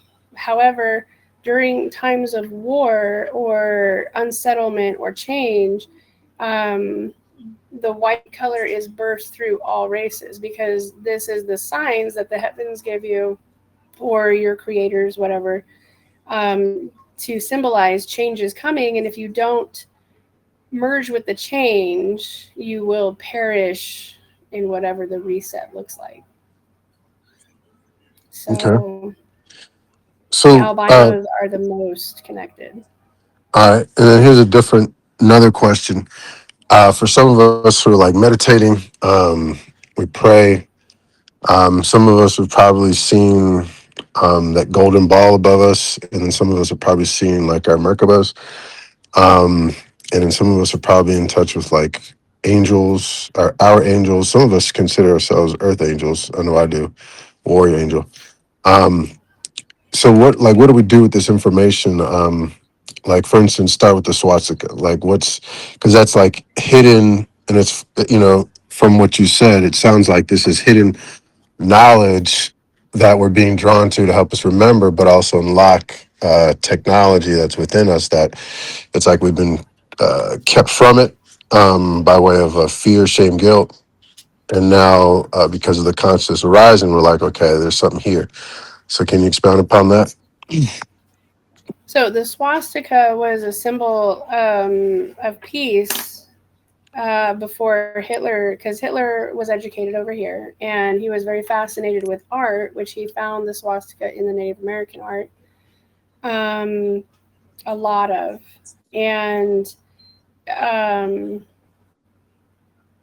I would say I didn't realize for a while that it had an esoteric meaning of consciousness, but it kind of makes sense because, like, again, I always go back to the compass. I always resonate with the compass because everything that has four sides is some type of compass, and it holds things. So if you look at the swastika and it has like a chair, four chairs put together can still make a swastika. So, and what do chairs do? They hold somebody or something, right? We can put things on a chair, we can sit on a chair. So what is being held in the curve of that is being part of your consciousness, whether it's going forwards or backwards? So if it's going, I would say that counterclockwise, I would say that was counteractive to you being in an ascension lifestyle. And if you're clockwise, you are in an essential. But either way, you're going to have setbacks. So those would be the cogs in your consciousness that allow you to go forward and backward.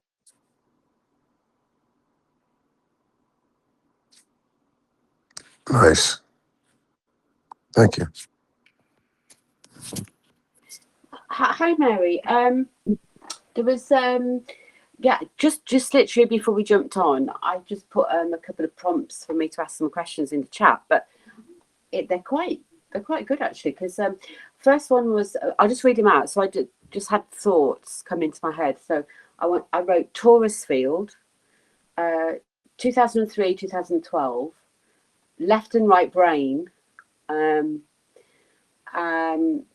reverse symbol of the chair, which just made me think of a throne actually when you said chair. I wanted to talk about Polaris and the auroras that maybe we're seeing more of because something is shifting and that light is coming through either exit or entry. Because we're tilting. I talked about the return of the sun, the 0 point and the neutral path. So the between the left and the right side of the brain, go to the neutral path. Does any of that resonate with you?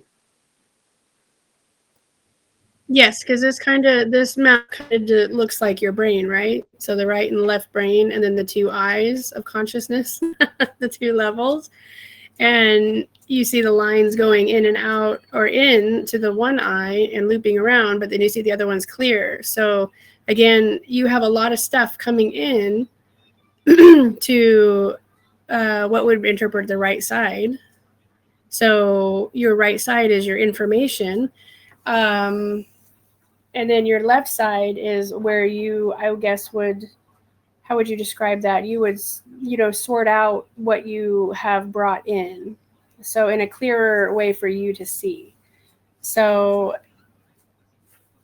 I think that's answering your question, right? I'm on the right path because you kind of had a few in there. Yeah. So I'm not sure. I'm not quite sure which side of the brain is more feminine, which is more masculine, but there certainly feels like we're coming back into a feminine energy. Well, and that depends on the person because it depends on what you do here. So the point to the body is to be feminine and masculine, but which one dominates the other? Yeah, in neutrality. However, I'm feminine, but I can be masculine if I have to protect myself or anybody around me, right? Yeah. So that's the balance.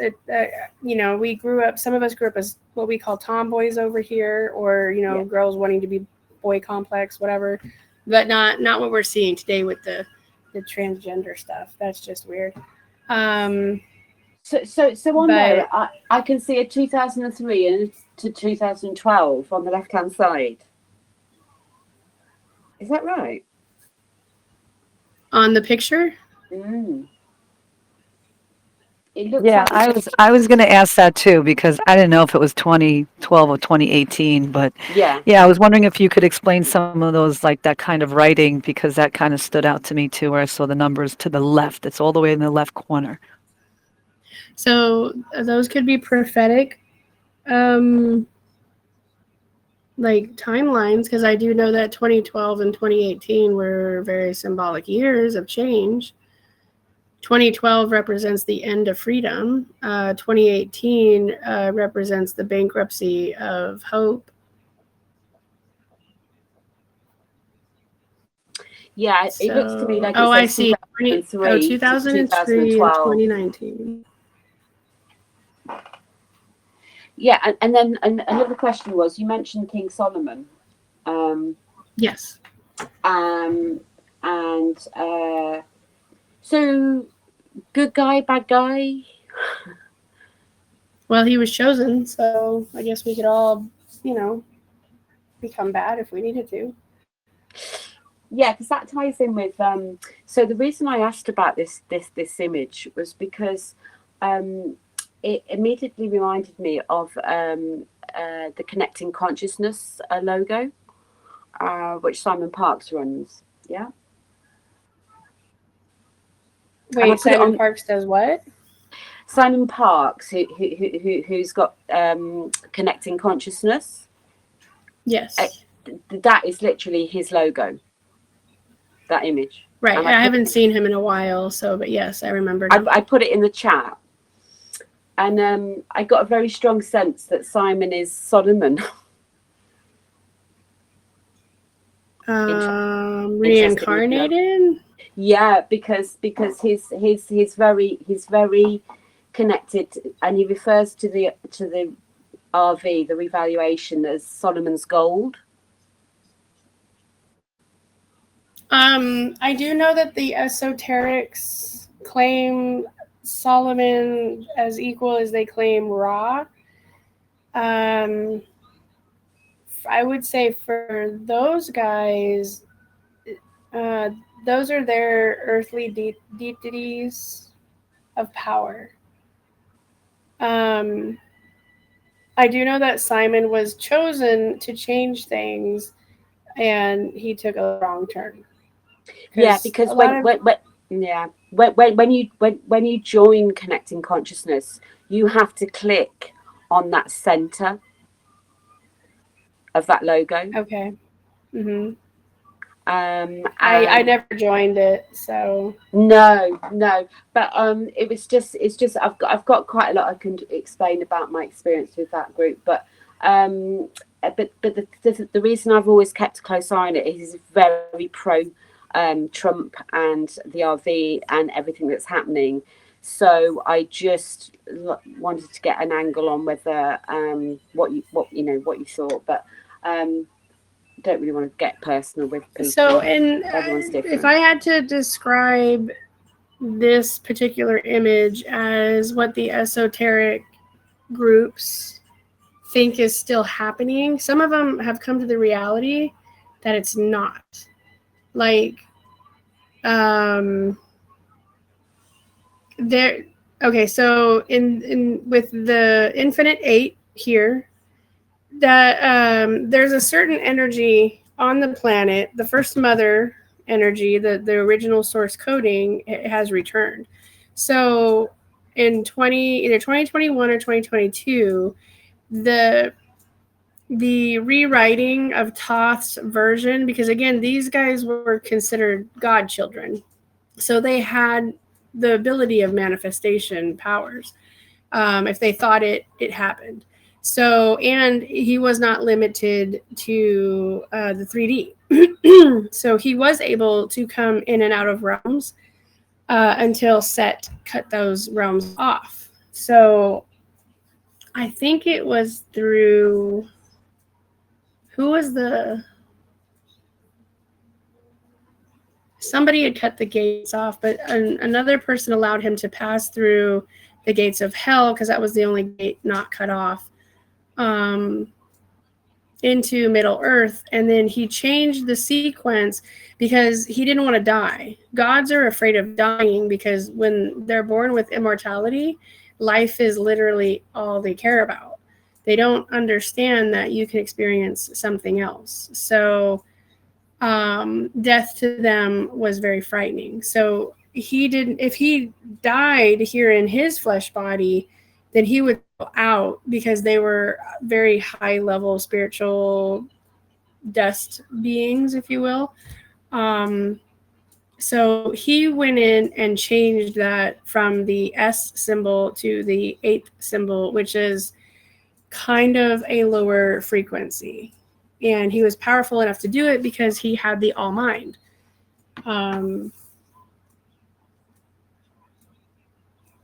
I'm trying to think of how to describe all mind. The brain, the scroll keeper, he knew all. He had above the omni. It was omni level something. So he was able to translate life down here into a cosmic way. But to keep the secrets of the source codes, he changed it into a language that Set couldn't read, and none of the other demons in that group could read. Or not demons, but demonized gods that wanted power over the earth. So I was going somewhere with that and I forgot. Sorry, I trailed off. Go ahead. Yeah, and then just my final question. In the figure of 8, there is also a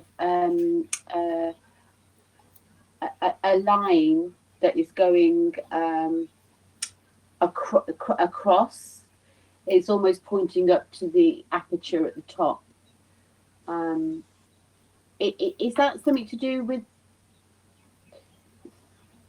the orientation, and is it connected to a pole shift? I saw some documents from I don't know, some Russian government stuff years ago, and it was talking about how, and it was almost like we were at that angle, but we're meant to be going back, shifting back. Is there anything about that line that goes across those two circles on a diagonal? Across the two circles. It's almost like on a diagonal. On the upper left-hand corner? So in the figure of 8, in the figure of 8. Yeah, there's two diagonals lines. Are they dotted lines? And there's also one going through the middle as well. Does that the middle one represents the physical earth. The mirror, the duality.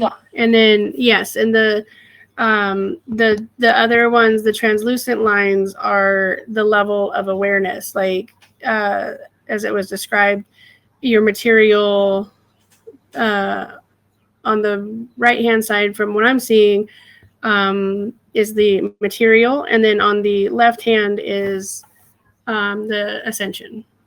But they're not vertical. They're diagonal, the lines going through the middle of that figure of 8. Right, like the 45-degree angle. Yeah, which is interesting, and it's just come to me that I heard, I don't know how real it is, but when you're exiting your body, you want to be on a 45-degree angle, apparently. It's just all quite interesting. Well, right, and in the Book of Life, you have to sign your stamps or initial your stamps at a 45-degree angle. I think that means the contract. Okay, thanks. The contract to get in and the contract to get out. And aren't we born at a 45-degree angle, but they make us lay down now instead of standing up? Yeah. We enter the earth under a 40. We're supposed to. And maybe that's why we're directionally challenged most of the time, because they make us women lay down now instead of stand up.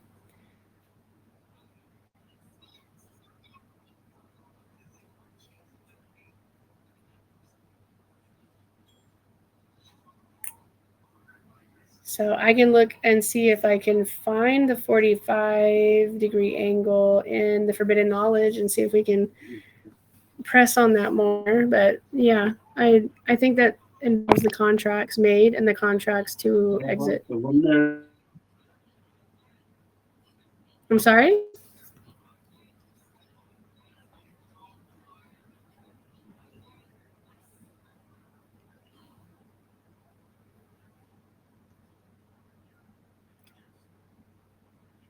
So Rusty, do you have any questions? I know you were trying to chat or write down and keep up. Oh, well, no, I was just, if everybody had I just I jot down certain things that I think I'll probably ask a little later because you went really fast on Mm. the Hey, Mary, wording. I sorry. know it was a lot, and I wanted to get it broken in there. Sorry. Yeah. No, well, like it's still kind of was curious myself about swinging back to the words that you wrote, negrito, albedo, citrinate, mitas, and rabido, like the breakdown of darkness and healing, the dark arts. Like you broke down those words. Yeah. So my question is, how many were there? Because I got 1, 2, 3, 4. There were only 4 because you were just wrote. Oh no, I think there was 5. Hold on. 1, 2, 3.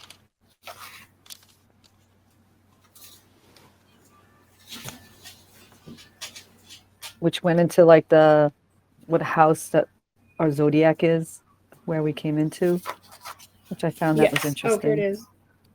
Oh yeah, there was 4. So negrito, albedo, citrinetus, and rubido. Rabido.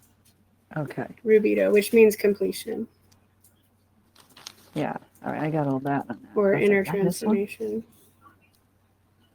Okay. Yeah. And so will there be any a time that like you know how like all those symbols are up there in the corners and I mean I feel like if you look at them really fast you can read a sentence out of it. That's how I feel like I'm looking at it, but then when you get really close to it, like what the hell am I reading? Well, I believe a lot of those original symbols do represent the gates and the mirrors that you walk through, because all the gates have like a reflective energy that allows you to walk through, and you don't always see what's on the other side when you're going through a gate. Or the splitting of consciousness and the reemergence of consciousness. Again, when we get here, we're born perfect and we're made imperfect to become perfect.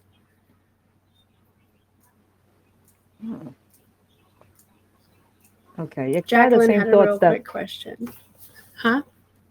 I actually had the same thoughts. Like it looks like a brain, in feed, out feed. Like I see it that way too. And then there's so many like diagrams of toroidal fields. So was it Deborah? Deborah was bringing up the same things because I definitely see the same stuff. Right. So and everything has clues. So yeah, I'm just going back and forth. Like, oh, let me get back over here. I mean, does anybody else have any questions for it? yeah, I Jacqueline have did. my own. Oh, good. All right, thanks. How are you? I'm good. How are you? I'm good. No, my question was when you talked about that, was it wasn't spelled raw, RAU. Everybody said it was RAE. Is that No, correct? just R-E, and then it went so Ray, as in the sun ray, Okay. and then his son changed it to Sun Ra. Oh. Yeah, you said So he the was able rays of the to. sun, huh? Okay, go ahead. Go ahead. Explain it. Yeah, the rays of the sun would be what encourages life, right? Because we have to give plants sun in order to grow, and Ra would be like roar or destruction. So his was based off of destruction. Yeah, and can you explain the part where you said that his son went through the gate of hell and then came through because he was blocked from, I'm not sure, Oh, you entering the mean other. Thoth? It wasn't his son. It was Thoth who went through the gate of hell to get to Middle Earth to change the reincarnation loop, because Set was he cut the gates off. I don't remember who the gatekeeper of that time was, who held the key to the gates. I think it was a goddess. I don't know all the Greek gods at that time, or not the Greek, but the Egyptian gods at that time. There was quite a few. One of them was the gatekeeper, and Set and a few others were able to infiltrate them and kill them and absorb their powers, so that nobody else would escape. And then they learned how to. And then Thoth was the one that went through hell to change everything into the reincarnation loop, so that way they could come back. And we could, again, all those waking up right now could be the reincarnation of these ancient gods, because we got to fix it. But how do we know what to fix? How do we know how we're being led? And why is it that each of us see different things, but the same thing, in different ways or similar ways? And we're all resignated on a specific path that is ancient. So we could have collectively wanted Thoth to go down there, change the reincarnation loop so that we could save the world later. So there's that too. Yeah.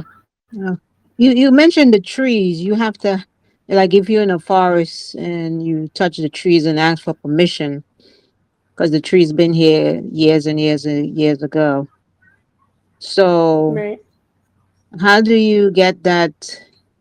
Because I used to touch trees, but I didn't know that they can sense, or not sense, maybe communicate with you on a spiritual level. Is that what it is? Yeah. And they heal you. If you find like 4 or 6 trees in a row and you lay in between those trees, those can actually act as like a medbed chamber. I mean, don't do it naked, because bugs still crawl underneath everything. And if you're full of parasites, they're going to bite you because they're trying to get to those worms in your body. So you will get Right, bit if right. you're naked. But yeah, and you can just sleep there for a couple hours, and the roots and the trees themselves, like you can put your hands on 2 of the trees on either side, the middle ones, and that's an esoteric thing, but it shouldn't be. Again, it should be public knowledge. Hey, go find 6 trees, lay in between them, and their job is to heal you, like the med beds. So what if other people are lying between the 6 trees? I don't know. I would be afraid to mix energies by accident. All right. I don't know if that's a thing, but it would kind of trip me out, I suppose.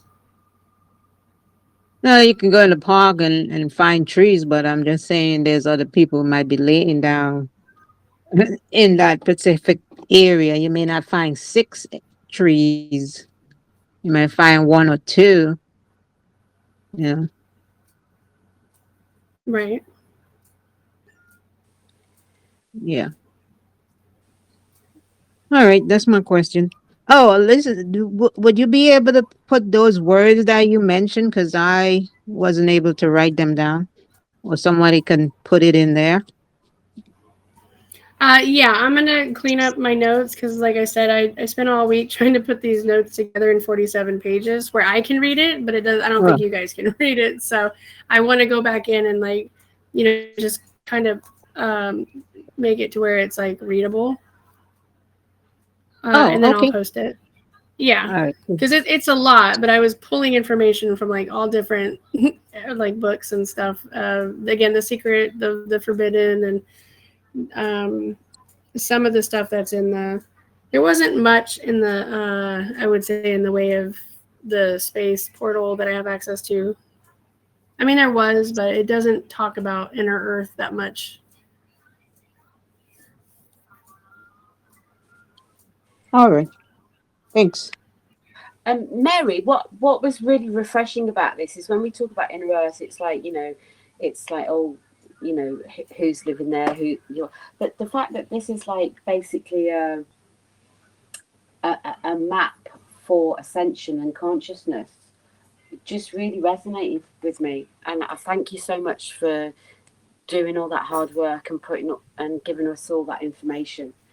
You said no need to reincarnate, can do it within one lifetime. That really hit me as well, because I had a feeling some time ago that we've been asked to sort of almost reincarnate while staying in the same vessel. Does that make sense? Like we don't need to die, Right. leave physicality in order to incarnate. So did you want to say any more around that? And a little bit on the pharaohs trapping souls, a little bit more in and around that, maybe. Well, it's hard to say on each person's journey. I think those who might be like already existing gods who are bound by their powers don't actually die. I've kind of mentioned this before, but I don't have proof of it. I don't think that we pass away. I think we have what's called a brain death, but it's not really dead. It's kind of like when somebody eats or is poisoned with, what's that, puffer fish? Or no, tiger fish poison. Excuse me. Oh, there they go again. The poison itself doesn't kill you. It just slows your heart rate down long enough for, like, I think it's 4 days, somebody can appear dead. And that's why they say don't embalm. You know, when you embalm yourself, you can't go back to life because you just took out all the fluid of life out of you. But didn't some Gnostics do that? Learn how to almost induce that. I've heard a guy talk about that. Well, yeah, they do it. They do it a lot on politics too. That's why they try to get people buried within a certain amount of days. Like my grandma's body went missing for like almost a whole month. It was weird because it's like all the Illuminati factions had to see that she was really dead and that she wasn't going to like resurrect and whatever. But yeah, I did a final, well, I didn't do a final judgment. I did a judgment on her so that her soul could leave because her intentions was to possess me. And I wasn't okay with that. So that's what the namesake inheritance nonsense is I thought it was, I just inherit everything of grandma. Nope, I inherit her evil soul too, and she takes me over. So yeah, I had to put an end to that nonsense really quick. So they can jump through other family. Yeah, there's a lot of different ways that you could, do the reincarnation or the existence. Or I think those with like those specific genes don't go anywhere. They just age regress in some factions.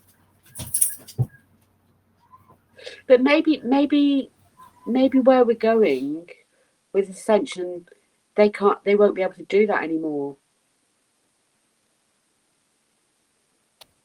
No, they can't now. No. Yeah, and then. Just like I just wondered if you wanted to talk any more about how the pharaohs, at the time of the pharaohs, how they actually trapped the souls. You mentioned something about the pharaohs trapping souls. I have not read the Book of the Dead. I have it, but I haven't read it. I don't want to get lost in that. So I'm not versed. So basically, basically, we're just saying it's a reincarnation trap, yeah. Yes. Yeah. On purpose. Okay. Yeah, they put him in They put them in the Tesseract cubes. None are small. They're shippable. They're just like the Rubik's cube that we play with. They're about that size, but they're gold and minerals and stuff. And is that connected at all to the moon? Because people talk about the moon. It's connected to each planet. Every planet's in our galaxy. Those souls were trapped in the Tesseract cubes. In the different, the ones here are the is it monotonic gold? It's a liquid gold turned into. It's hardened with other materials, but it's like soul gold. Not the gold that you would think you'd wear as jewelry. That always makes me think of Superman, a film where the three baddies Superman got 2. yeah. Superman 2. You know what I'm saying, Yeah. Lucy? They got stuck in that kind Yeah. of square thing, didn't they? Yeah, I always think Oh, about yeah, that and because floated I out. refer Yeah, that. I remember Yep, now. I refer that to that like dimension where they get trapped, but then they got released. So that's the thing that I question also. Remember that when you get released because of that explosion that Superman throws them into that space, and then that's why they get released because they break free from that vibration of that nuclear bomb that he throws out there. So I'm Oh, always yeah. questionable about that.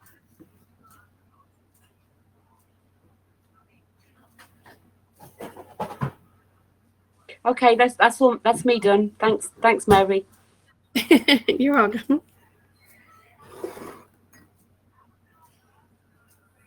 So that was a lot to bring out. It does take a lot of energy out of me. This is actually probably going to be one of the shorter films, but I do think I have to go because it does spiritually take a lot out of me. And then I have to fight all the other energies like, don't touch me. So if anybody else doesn't have any questions, we can go ahead and wrap this up. And I would love if you guys wanted to look through more of that stuff that I posted and totally pick other topics we can talk about that I can geek out on. And this one was just very detailed. And I know that everybody's been curious about, how the soul works. So there you go. Now you know what's in inner earth.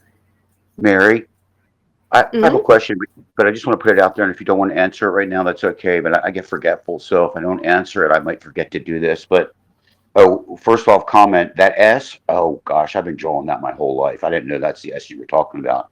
I love that symbol. Yeah. And I think part of the reason I'm here today is because of the symbols. I've been seeing a symbol lately, and just imagine if you had like lined paper, like the old school spiral notebook, and you drew an X, a regular X, and then draw a perpendicular through the center of the X. It's perpendicular to the line that the X is sitting on top of, and it's like it's an X with a line going through the center, left to right. Do you know what that symbol means? You'd have, if you could draw it and send it to me. Yeah. I might. Okay, I will. I will. Because it just keeps showing up. It's like, man, and there's a second symbol that relates to the first one. But again, I can ask that at a later time. But thank you so much for what you did for us today. This is wonderful and really good to be in the chat with all you folks too. You're welcome. Hey, Mary, I just have, sorry, go ahead. Oh, he muted. Oh. Go ahead, Jacqueline. I just have one question. Is there a way you can elaborate on Enoch? Because the remember you have that video where it says talk about the queen and the dragon and it's coming too. Yeah. So the only thing I mean, other than he's in my bloodline, I haven't really paid much attention to him. I could tell you about Enoch. Huh? I could tell you a lot about Enoch. That's Okay, my then you answer that question. I don't know much about him other than he was a prophet of the time. Like he Yeah. was given a lot of prophecy. Yeah, it actually ties into what we're talking about today because Enoch found a way, and a lot of other ascended masters did too, like Jesus, but he found, and Elijah too, he found a way to be transported. And so his body he was able to raise his consciousness and awareness of himself, his oneness with self and with creator, to be able to bypass the negative energy, the black cubes, and bypass that energy that's sucking us back in to be able to break the loop. So he was on the earth for 365 years, walking with God and also talking to angels. He was talking to fallen angels and the good angels, and he was getting the information and the codes. So that's the Enochian magic that they talk about. A book I would read, two books I would read, but one is J.J. Hurtak. It's The Keys of Enoch. And then another book that I would read is The Ancient Mystical White Brotherhood of the Melchizedek series.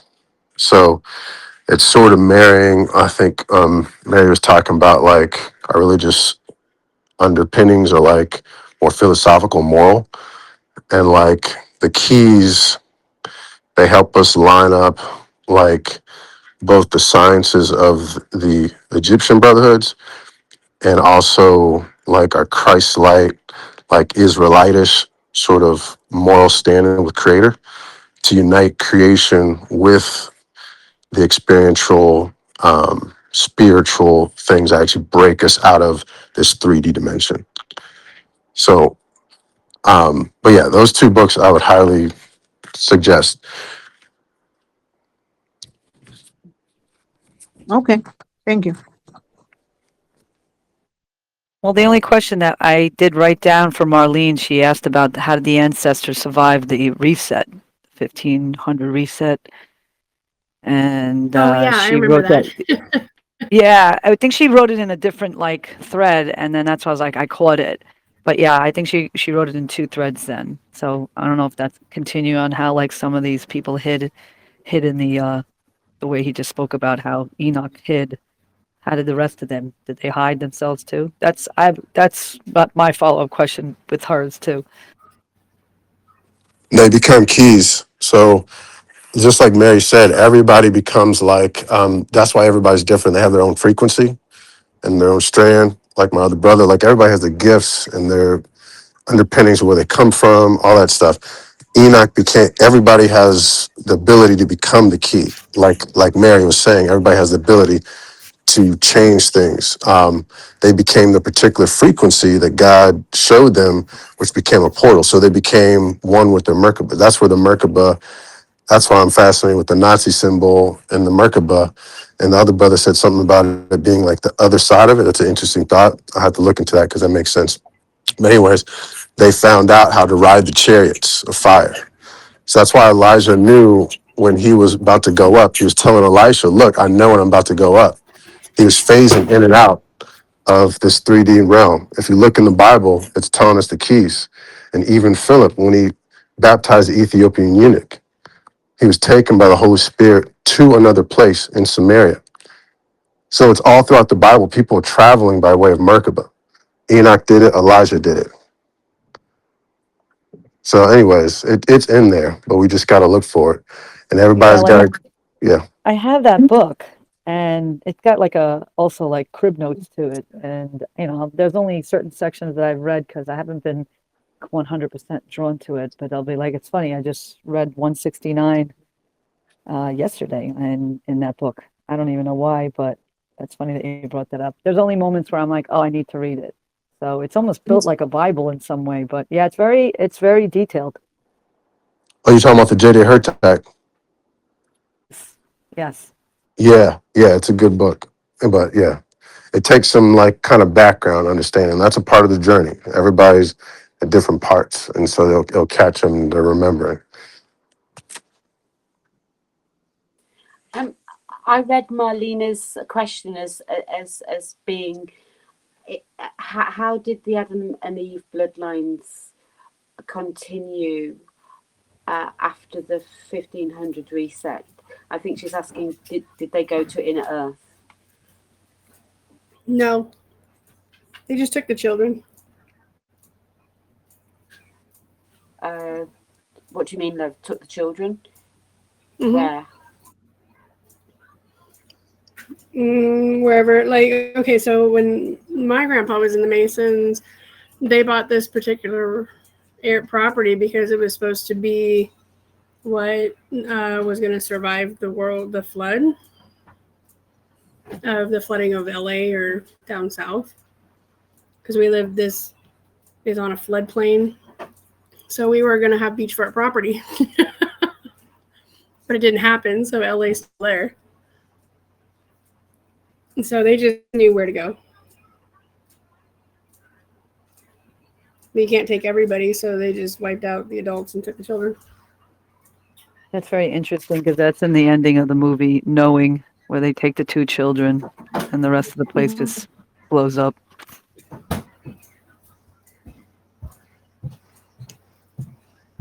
Yep. And then they can just feed them the narrative. Our history. Well, thank you, Mary. We appreciate it. I guess we'll just You're follow up welcome. next week and do what you need to do. Love you. Thank you so much. Yeah, thank you very much, Mary. Thank you, Mary. Get you some Absolutely. rest. I will, thanks. Yeah, I'm excited to have done that. I was more excited to be able to talk about it. So I was like, yes, Thank I you, want to get Mary. this Have right. a good night. All right, you guys take Love to care. you. Bye. Love you guys. Recording.